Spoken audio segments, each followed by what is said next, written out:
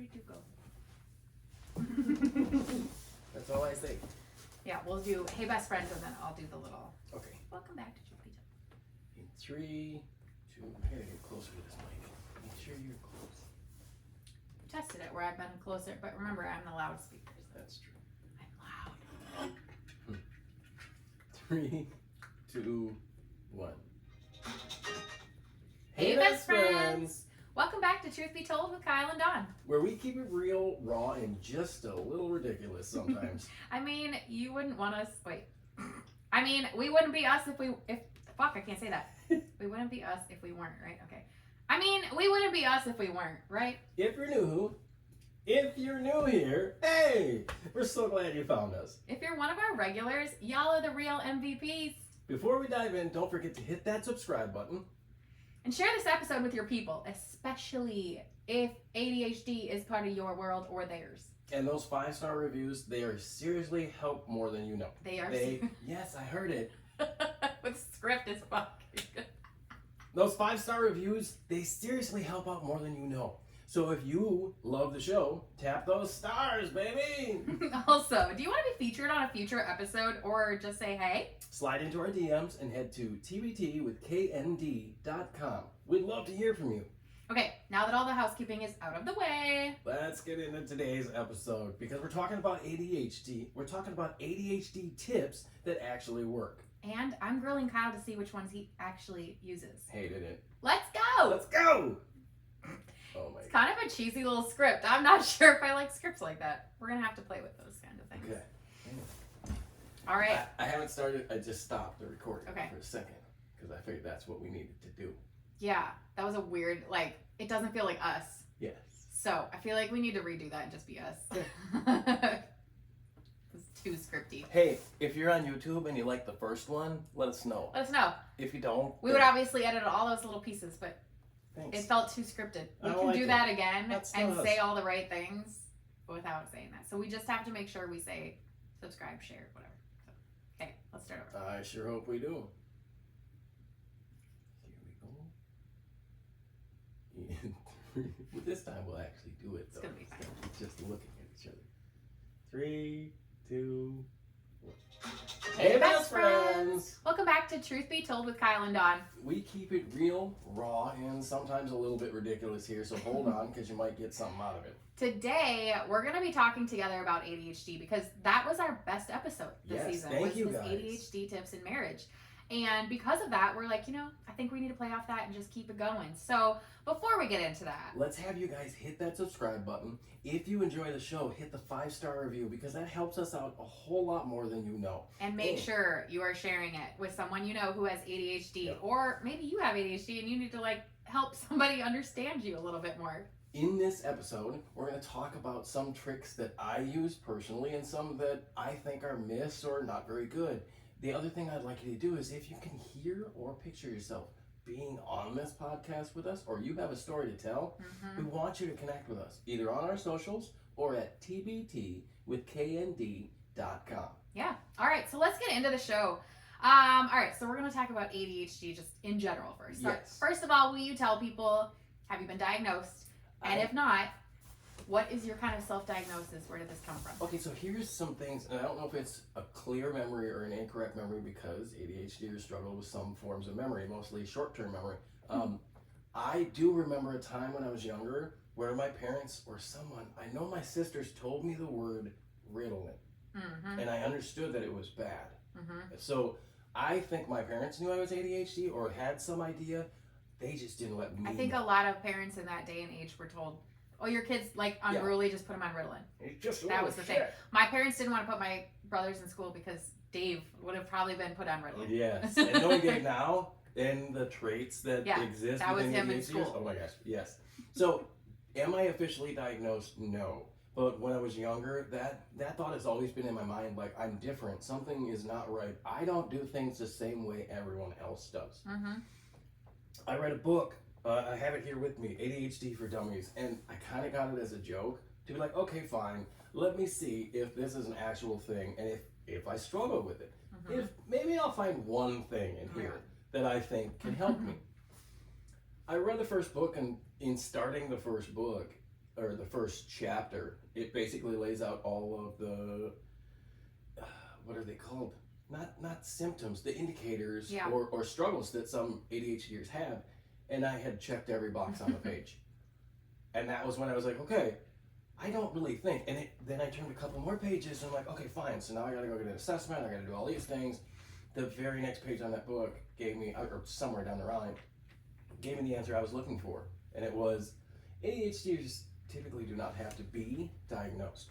The reason why you would get official diagnosis is to be able to get medications, different exceptions at work that you can do, or even some time off work. There are some people where it legitimately will disable them from doing anything. Some of these things, the lack of executive dysfunction is so hard in some people, they don't move. They will not make a decision at all. And these are people that will sit in bed, even down to hygiene. They won't take care of themselves because they can't decide what is the first step to do that. Wow, interesting. Okay. You know, how it showed up in our marriage in the last 15 years is like, we didn't really even start to know that it was like an ADHD trait until just like recently. Right. I mean, we've been married for 15 years this month, and yeah, I didn't know. I mean, it's not like I didn't know you had ADHD. It's just a lot of the quirks, the things that you do that would irritate me. We've talked about this in other episodes where it's like leaving socks in the floor, right?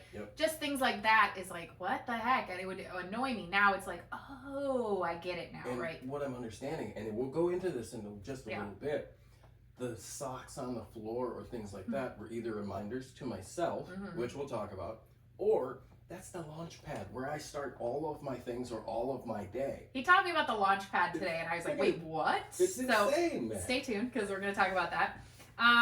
What's been like hard for you for your day, for like day to day as an ADHDer? Anything that sticks out specific? I think people, when they hear ADHD, they assume, okay, it's that guy that's bouncing off the walls, and the squirrel guy, and the guy that we can't stop talking the words. Or get words out. And I can touch those pieces, but the biggest part of my ADHD is legitimately internal. It's beating myself up. It's, you should have done this, or should be smarter to be able to make this work, or these things don't work because you are failed.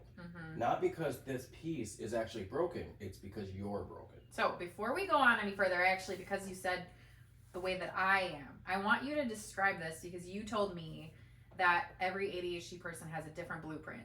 So I think that's extremely important to tell, because just because you have ADHD and Kyle has ADHD doesn't mean you have the same exact brain at all. I think there's going to be a lot of study done within the next 20, 30, 50 years in science that will explain what I think is the case. Yeah. Every single person that has ADHD has a specific set of pieces that are pretty common within them, right? And you can pick them out. Those are other books, things like that. What we don't see is the traumas that held them back, their own personal issues. Maybe they have body weight issues and things like that. They're comorbidities of other comorbidities. It's the same condition or another condition happening at the same time. So a person can have ADHD and severe depression. Yes. And that can be lethal. Would you say ADHD people have more addictions than other people? I think they do, because of the dopamine search and fight for it. I didn't know that my pull for the drink, my push towards gambling, my this, that, and the other thing, or running through women when I was younger, all of those things were the chase in dopamine. And at the end of it, which was the case in every piece of that, I still have the shame that I'm sitting with. That's what I started with. And now, in some cases, I added on more booze and hangover to the I hate myself, or I added people to the people who hated myself. It's just that part, yes. I think ADHDers struggle a lot more with the addiction, partly because they don't want to tell anybody. They think they are alone. For my whole life, I thought I was like, well, I'm just a little bit off. I'm just a weird kilter. guy. Yeah. Because nobody else around me was ADHD.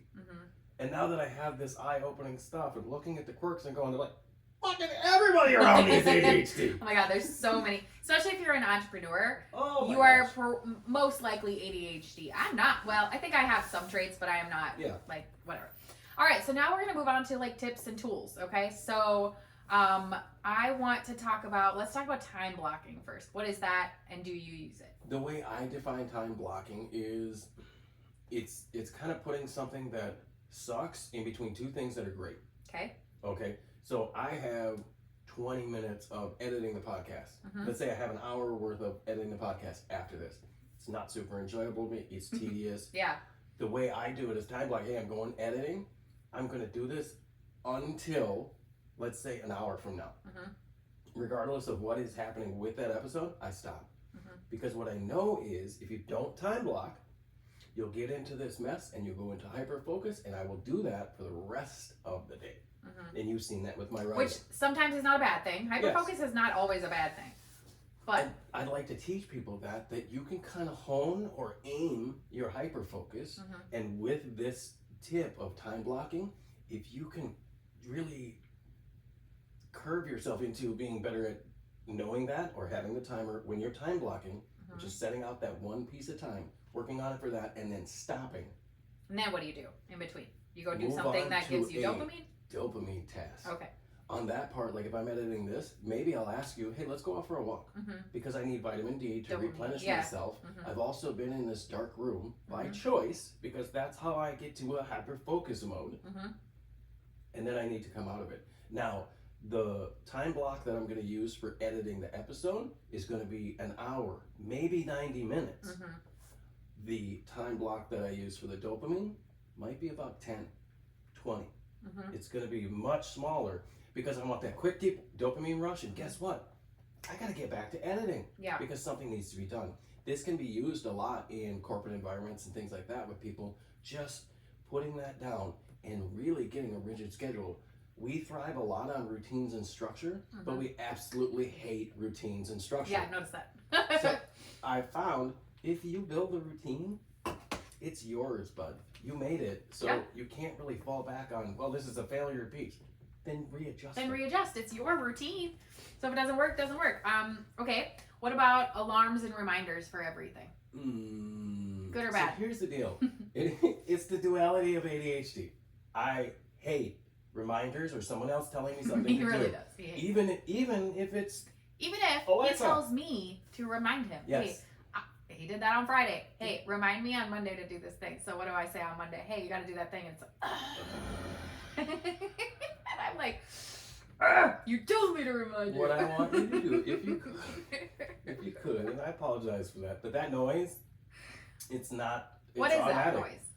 Why are you reacting that way? What is it your is spirit's doing in that moment? It's less at you. Yeah. It's more, oh, fuck, I forgot about that. I gotta do that. Really? Now I have to turn around and do that. Now I have to fit it in here. And how can I fit it in here? Because I got these other things that I'm doing and I can't figure it out. My God!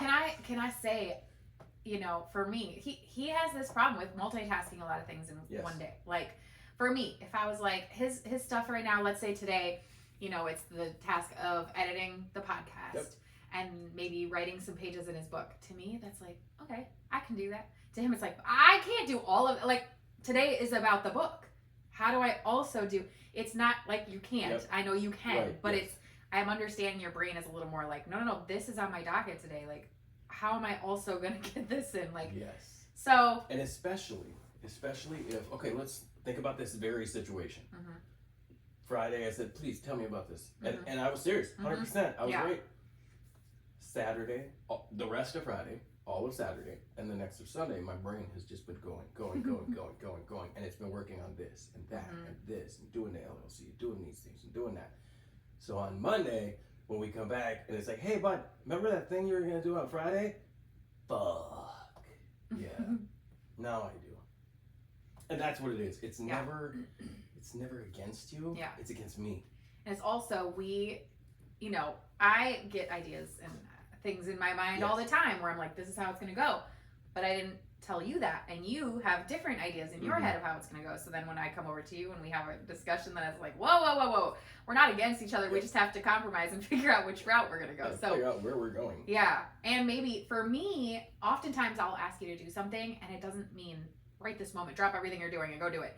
I'll be like, hey, can you call this place? Yep. And you'll be like, I was in the middle of something. I didn't say right now. I'm just letting you know.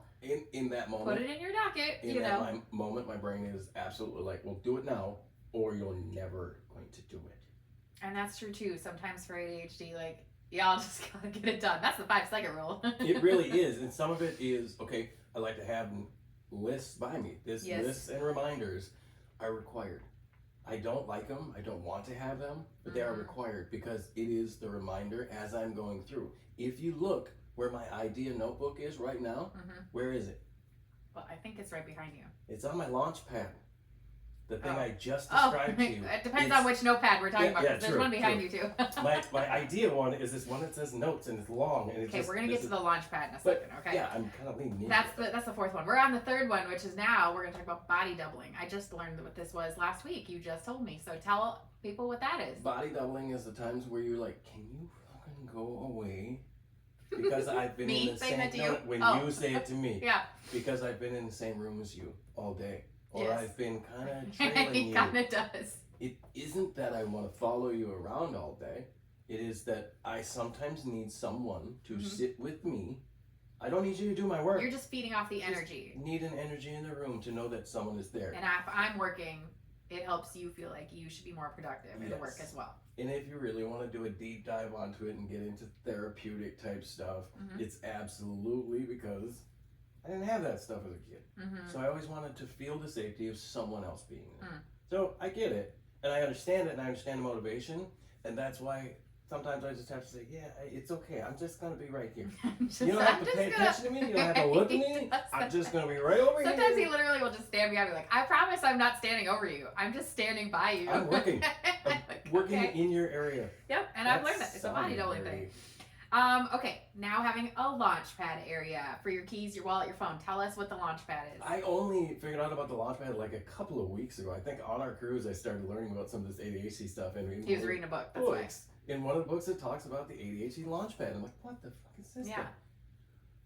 I want people right now, the listeners, think about a spot in your house right now where your keys live, your shoes live, where the last thing before you do anything else, that's where you stop. Or where you start your day, or where you leave, you grab. Well, yeah. So I have a corner of our little counter over here. It's where my vapes live. It's where my keys live. It's where my wallet lives. It is the launch pad where if I'm missing something, if something is gone, the important things, keys, wallet, smokes, boom, they're right there. And if they're not there, they're lost. So the launch pad really is a safety piece for an ADHD person. So if your ADHD person has a place that something sits, that might be. Don't get annoyed by it. Yeah, and I want to say this too because I think you've recognized that I have multiple launch pads. You do. Because it depends on what task I'm doing. Yeah. The one I just described is the daily. I need this for going out to go do stuff. Yeah. Other things might be my socks. I was just about to say, can we talk about that? Tell people why you have piles. Because there might be other wives or husbands out there who are so irritated, or parents who are like, why the fuck does my kid not put their shit in the laundry basket when it is right next to it? I will say some things. Sometimes it's you. Me. And this, I don't know if it's you specifically, but sometimes it's the person who's asking the question. Okay. Okay. And my reasoning is I have shirts, and I almost always, before you, if I wore a shirt once, even if it was 12 minutes, boom, in the laundry basket it went. Because it's touched my body and it's dirty. No wonder. Yeah, that's a lot of laundry. You have said many times, why, if you wore that for 4 seconds, are you putting that in the laundry basket? So, now I have a new classification of laundry that I didn't have before you. And this one is, I've worn it, but we can't wash it yet. But not long enough. We gotta wait. The shit that's on my table in the bedroom, that's just sitting there, I've worn it, that's the shit that's gotta wait. Anything on the floor, we can go for it and pick up. It's all in a big ball. That's not going to work for you. My entire life and things is kind of a puzzle. And I appreciate that you've decided to figure it out. Yeah. And if anybody on here is listening and you have an ADHD partner, I appreciate you for what I understood about your socks, though, was like, I'm going to use those later. Yes. So I'm going to leave it here because I know where it is, and I'm just going to grab it later when I come sit down on this, on the couch. Where to me, it's like, why the F do you have your socks right here when you could go put them in the bed? There's a flaw in that plan because most times I recognize that those socks are there. I have a new pair of socks. I know. In my hands. This doesn't work. And I get to look at myself at that point and be like, hey, bud, I don't know if this system is working. I will tell you, I'm trying to let him just have his piles. Most of the time in the morning, if I wake up and there's piles of clothes, I pick them up and just go throw them in the bedroom. Just let it go. It's just not a big deal. Sometimes I don't even know that you did that. I know. Like that whole thing. I do it. That whole scenario is gone. Like often. Often. Anyways, okay, let's move on to like tech and tools. Do you use anything like apps like Notion, Google Calendar, anything, to-do list? Okay. Because I have a very secret thought that tech hates me. He really does get very emotional. Here's how I'm going to explain it. It is that same thought that I've had, and maybe the ADHD share it with me. If I don't understand this piece of technology immediately, I'm broken, it's broken, fuck this, I hate it. Pause. We just talked about that when we were walking. He is trying to set something up, and he was like, I feel so stupid because I cannot figure this out. And I was like, excuse me. Number one, we don't talk about my husband like that. But number two, how about you rephrase your words and just say, I've never done this before. I need to learn how to do this. And because I don't know how to do this, I need you to help me. And it doesn't make me stupid. I just don't have this skill yet. But that is what he does. He beats himself up and says, it's my fault, I'm dumb. And it's like, no, it's just a reframing. And only out of the times that I've yelled at a computer and maybe even broke a couple of mice here and there, once I think the program was actually flawed. Like it was broken. The program is usually not the issue. It's just it's the programming in my brain. So you don't like technology to house your thoughts. Is that like you use ChatGPT? No, that's a different thing. I mean, we're talking about tech and tools right now. So using AI now I'm seeing some of the power of AI in helping me do some of the things, because what I'm using with ChatGPT and some of the AI and maybe some of these when I include them is I can use those so much more effectively to make my day a lot quicker, a lot faster. We're talking about writing the Hey Bud book. Yeah. Okay, that could have been a years-long process, but with help from AI, this thing has been now a month. From first thought to draft. Yep. Now we're in draft mode and I get to put all my personality into it, and this is the dopamine of writing for me. It's not, okay, here's the clinical stuff and the things that you should know and the way you should fix the tips and tricks like we're talking about here. Here, I want the heart. I want to write the heart. And that's part of it. Do you use a calendar outside of apps? Because I know you don't do like an app calendar. I like my app calendar. We also have a calendar on our fridge. Yep. You have a calendar that you write in for your coaching calls and stuff. I have a calendar, and then I have a note. I have a calendar, and then I have a notebook with all my ideas. Does this help you? It does help me. Okay. If I have it in its landing space. Okay, yeah, if that's not in here. If it's not in here, or in one of the other spots in which it lives. Yep, he's got a few spots for this specific stuff. If I lose it for a few days, sometimes I might be dead, and that planner might be dead now. Yeah. I want you to understand something, maybe you ADHDers, and I want you to put a comment if I busted you, or the partner of the ADHD, put a comment if you know you've had this happen. Multiple planners all at the same time. I'm going to explain why that happened. Yeah, tell us. Because I picked up a planner has a set number of days. The months are already built out. Everything is perfect and I love it, and now I can set up my whole plan. We're through. Now I lose it for 3 days. Guess what? The ADHD brain doesn't say, well, you're just 3 days behind. Let's move everything. You need a whole new planner It's now? just, nope. Everything needs to move, and that's too hard for me to move everything 3 days forward. I need a new plan. That's why you get ADHDers that have 14 planners, and they're only filled out for maybe 2 weeks. I do that because I just don't like sticking to a paper planner. To me, I need my planner to be in my face. Like, that's why I like having an app. Yeah. Because it can notify me. I can set an alert. It'll just let me know. Or I can just open it up and be like, there's my day. Or putting it on the calendar on the fridge, because that's what I look at every single day. So, like, having a closed paper one has never worked for me, because I'm like, every day then I have to open my thing. It's always got to be turned to that page. Yeah. And I get it. I was just curious if you use that. Okay. Voice notes instead of writing. Voice notes help a lot. Okay. They really do. However, not like you do them, but I've taken some voice notes where I wasn't the most sober, and then I got to figure out like what was maybe I talking do them about? when you're sober. Even sometimes when I'm sober, I might pull one up, and then I'm like, what was the idea that generated that thought? We did a nice long voice note because we were rolling on some creative ideas. We were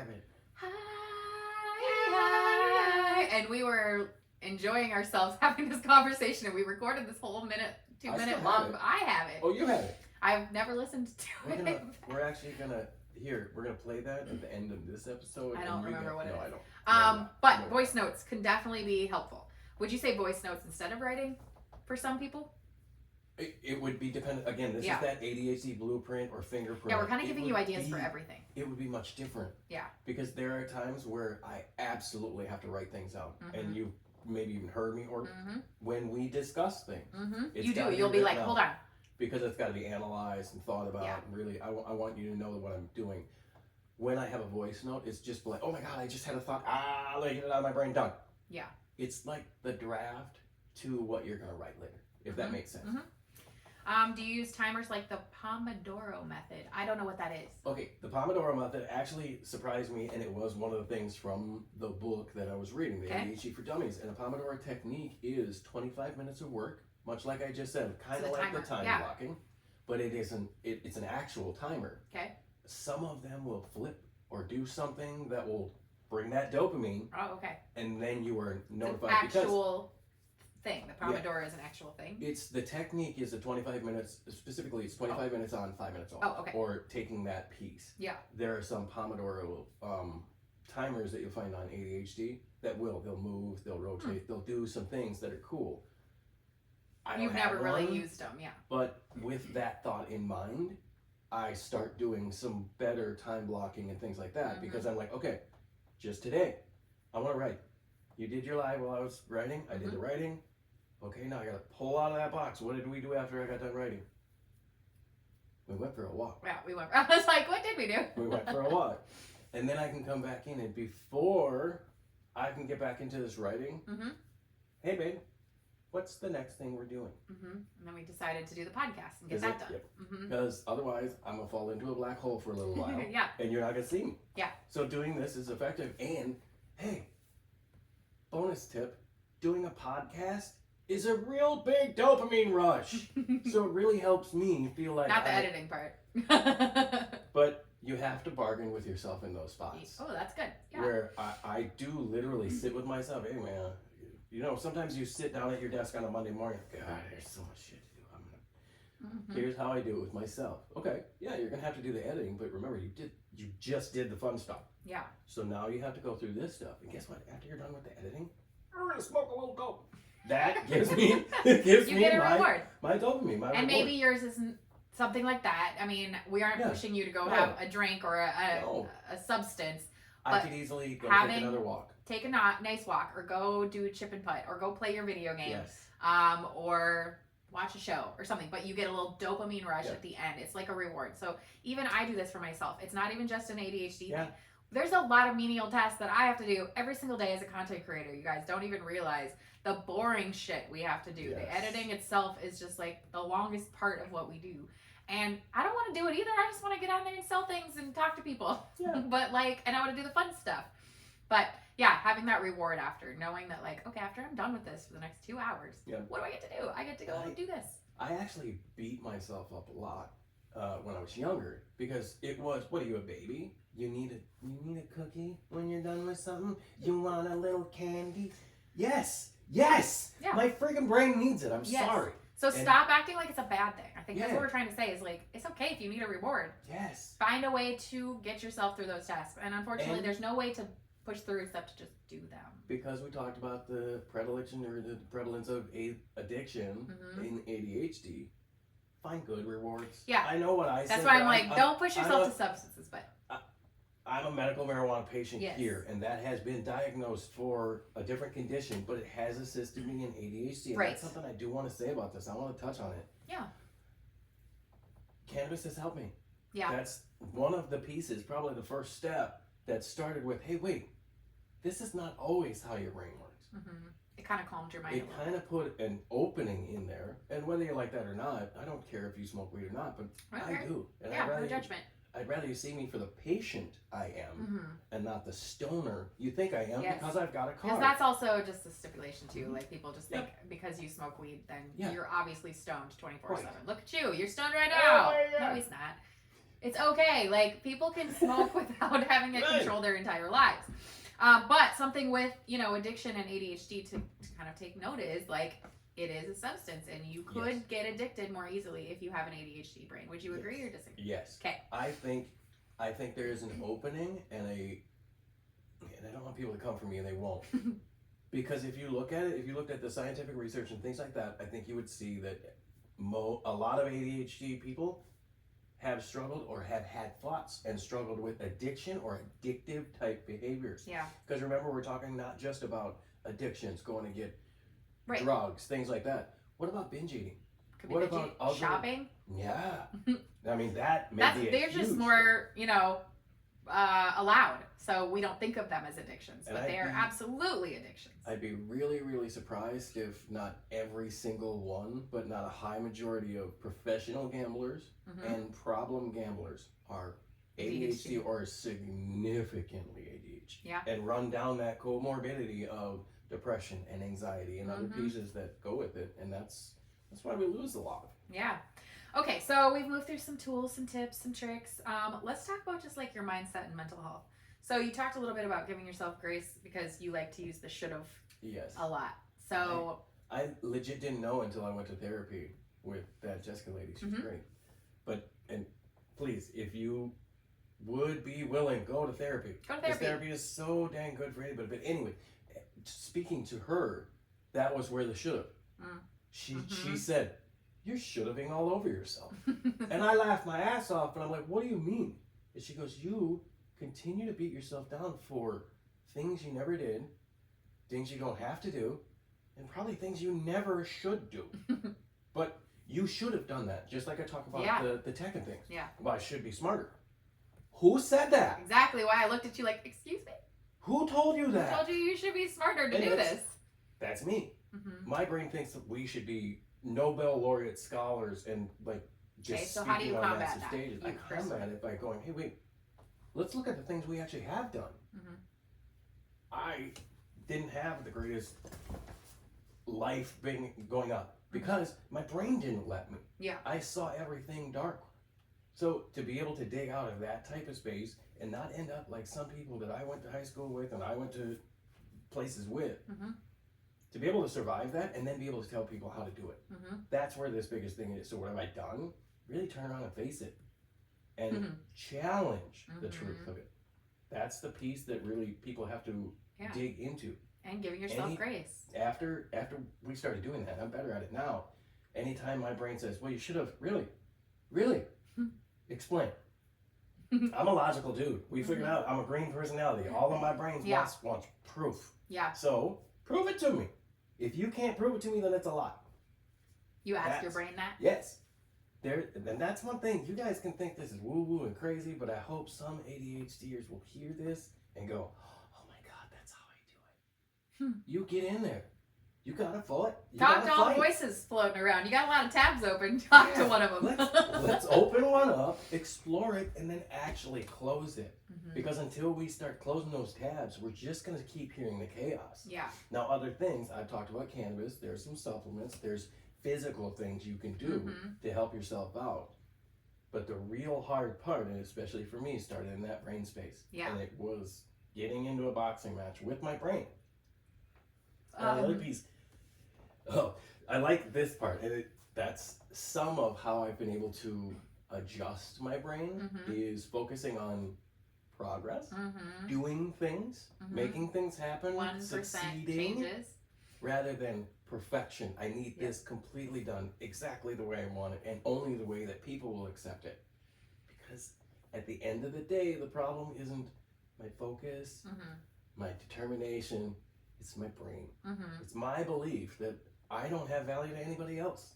And that's the difficulty we have to fight with. So you have to turn and look at that and go, sometimes I could learn from your perfectionism because I am often the one who is like, it's good enough. It's fine. I don't care. Like, I probably should have put a little more effort into that, but you know, it's good enough. I don't know.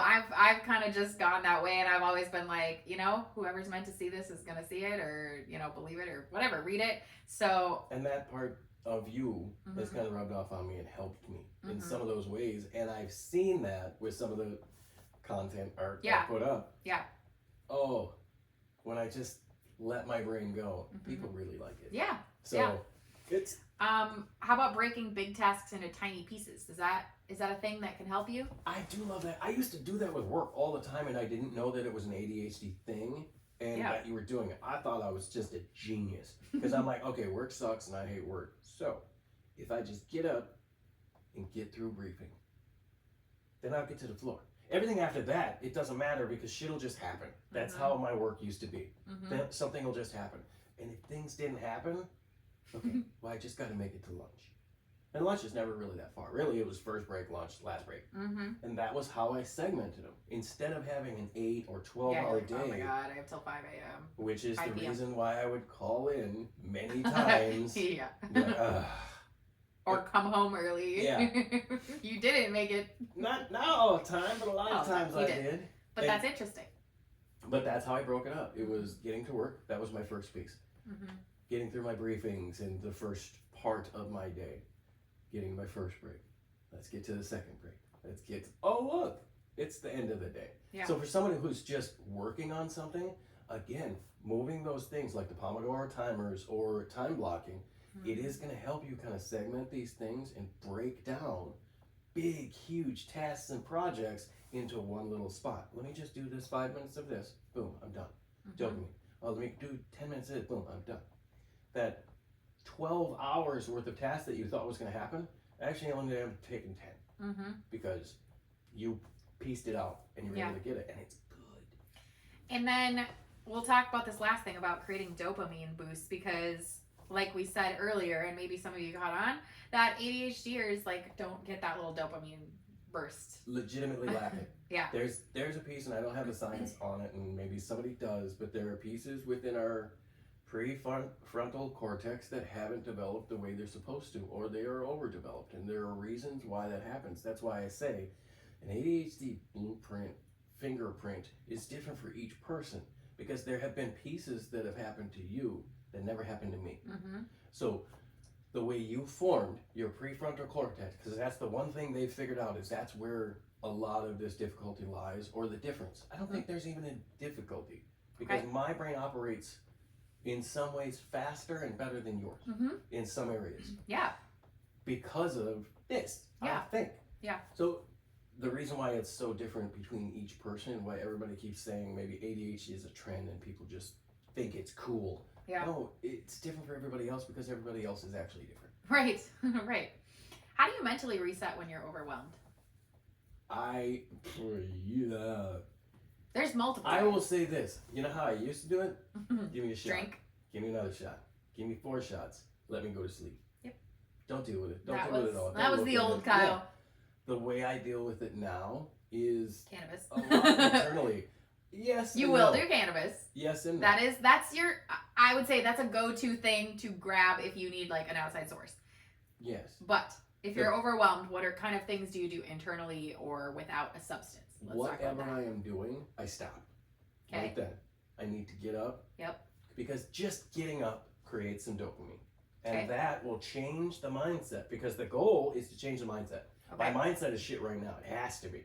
Because when you're overwhelmed. If I'm looking at a computer, an inanimate object that is only there to produce what I tell it to do. Yeah. If I'm yelling at it and calling it all kinds of names and wanting to throw it against the wall, I'm illogical. Illogical doesn't work. I can't make any good decisions from there. I need to get back to logic. Okay. Sometimes getting back to logic is just Taking being a able pause. to stand up, take a breath, look around the room. Maybe I'm looking at you and go, wait a minute, wait. Life ain't that bad. Look at this. I'm married to this hottie. Really, sometimes it has been that. Just look over and be like, all right, it ain't that bad. Yeah. Or sometimes it's quick. I've gotten better at it where even, I think one of the ones I was doing yesterday, maybe you weren't here. It was just like, ah! Okay, Okay, we got it. We're good. Mm-hmm. It was that quick, where it's just a quick breath, look at it, get that frustration out. Okay. But we know the computer doesn't hate you. Yeah. We know the program actually works. We know there's probably one tiny detail because of your ADHD that you likely missed. Let's go back and look at the plan again. How you would tell someone to mentally reset if they were like you would be to stop what you're doing, walk away, give yourself a 5-minute break to just or even like controlling your thoughts in that moment. Like this is going to take time to really control your thoughts like this. What did I read? I read about how you have 90 seconds to react or not react to an emotion. That's how long it can come and go. If I get really angry right now, if I don't react to it in 90 seconds, it will dissipate. That's just the emotions that we get. But the problem is they get so big so fast we react, and then now we've set a spiral. So it's learning to have the pause and go, oh, okay. And just let it go. I'm telling you, like I think that I read that in the Let Them book. Yeah, I would. Really, really good. So try that on your next time, guys. If you have a moment of rage or sadness or whatever that moment is, jealousy, whatever sparks up, don't react to it. Let it go. It will literally go by itself. Because if we don't, especially ADHDers, there's something that we end up doing, and I call it in my book a negative thought spiral, but I think it actually is called something different. Maybe I coined that, doesn't matter. Anyway, sorry. The negative thought spiral, which is one thought leads to the next one, leads to the next one. Like the worst case scenario monster. Yeah. And like I've told you before, you're late for dinner once leads to you've been murdered down the street. And I have to go find the people and kill them. If I'm like 5 minutes late, he's like, oh my God, worst case scenario, she's dead in a ditch. Like, dude, I'm just driving down the street. It's okay. It's wild. And the better part is now, with this worst case scenario monster, the negative thought spiral, I can actually look at it and go, wait a minute. Where's the logic in that? Let's really figure this out, because it looks, and maybe the ADHDers who are listening will understand what I'm saying. It looks like a blockbuster movie scene in my head that these things are happening. I wasn't going to talk about this, but I think it's important. So when you think of something, do you think of from the end first? Because when I plan out something, I'm thinking of what's the first step I got to take. Like I'm thinking forward out. I don't know if I've even gotten to the end goal yet. Like no, I can't. You work backwards. That's almost, and I work forwards. Like, is that why when you say that or describe it or want me to describe it, my brain immediately goes the first step and then the last. Yeah. See, and I don't think of the last step. I don't think of ahead of time and what anxieties are going to bring. Like, I'm just like, okay, the first step is this. And I think the other way, because I think of like systems and logic, like where is it going to break? And that's why I do it that way. I see you're looking for the wrong that's going to go. I see you look for what's going to go bad. And I'm just like, positive, let's do this. Here we go. Like, I don't. That's why we work so well. Because at the end, where you had this wonderful idea sometimes, and by the end of it, you were like, man, I'm really glad we had this thing in place, because if we didn't, everything would have sucked. Yeah. That part is kind of me going, hey, we should have this thing in place because just in case something happened. Yeah. Okay. So no, the answer to that is yes, I think of step 1, but I also think of step 30. And then step 2. Yeah. And then 32. I mean. Yeah, you're all over the place. Okay, so I'm trying to see where we want to go. The whole relationships and communication thing is kind of like, I actually like that. Okay. In relationships, so in the notes here, it says, in relationships and communications, using I feel instead of you always. And here's the reason. And I've done this a lot. Yeah. Because of the way we work and the partnership, we're around each other all the time. 24/7. So menial tasks, little things, get done by both of us all the time. Just bloop, bloop, bloop, bloop, just done. Yeah. Sometimes my brain will see something and be like, I always gotta do what? And I have to come back into my brain, into the right sense, into the logical part. Yeah. Be like, wait, where is that true? Yeah. When was the last time? How about this? What about this? Honestly, should never say always or never to your spouse. You shouldn't. I agree with that completely because you're lying to them. Yeah. Guaranteed. I always have to do the dishes. Do you? Always? Have I never done them? Right. Or, I'm always doing it. Really? because I haven't done this ever. Show me the proof that you have never. I have never touched it. I'm pretty sure I have. Those 4 words. Yeah. Show me the proof. Show me the proof. That is something I would give to every ADHDer that is listening. I want you to say that to your own brain the next time you are looking at a negative thought spiral or you're almost on the brink of overwhelm. Show me the proof. Show me the proof that I can't do this. Yeah. And then show me the proof I can. Because that's the bigger piece. Yeah. How about asking for help or reminders without shame? You're not good at that. I hate it because, again, in the thinking that I've had and some of the past traumas that I've also had, if I'm asking for help, I fail. I have lost, I don't know, and I'm just here like that baby kid Kyle who, you know what I mean? Yeah. I'm powerless, and that scares the shit out of me. So asking for help is not an easy thing, but it doesn't mean I don't do it. No. I get so angry at some mostly male personalities who, well, I don't want help.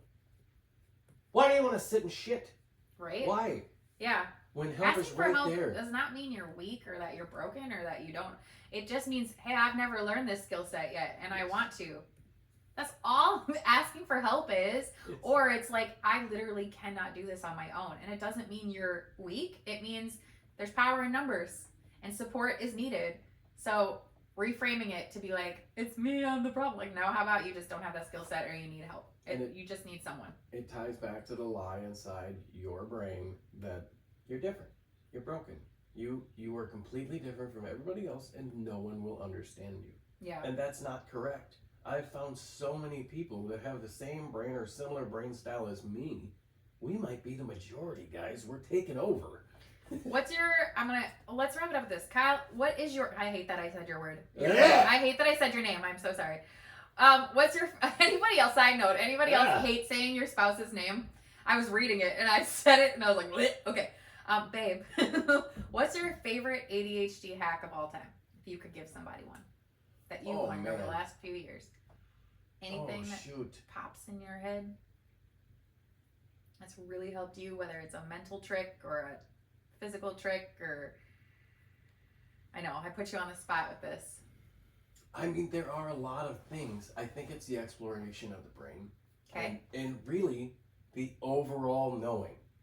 Like, we figured this out. I'm a logic guy. I like research. I like doing all that stuff. Now I get to learn myself. For 40 plus years, I got to look at everybody else and be like, why does this shit happen to you? What, how, what the? Now I got a book. Now I have an answer that tells me this is the reason why, and here's how you can work with some of these things. The one hack that I think has worked best for me, it probably is the always and never. Not because it's the last thing, but because that was a very common thing for my brain to do. Yes. Or to slide directly into the victim mindset. Yes. Poor me. Hey, yeah. Stop being a bitch. How about you take control and get in your brain and fight? Yeah. That's really what it is. And there's a lot of people, this is the part where I'll get a little angry at ADHDers. If you're using your condition as an excuse, you're a coward. Ooh, wow.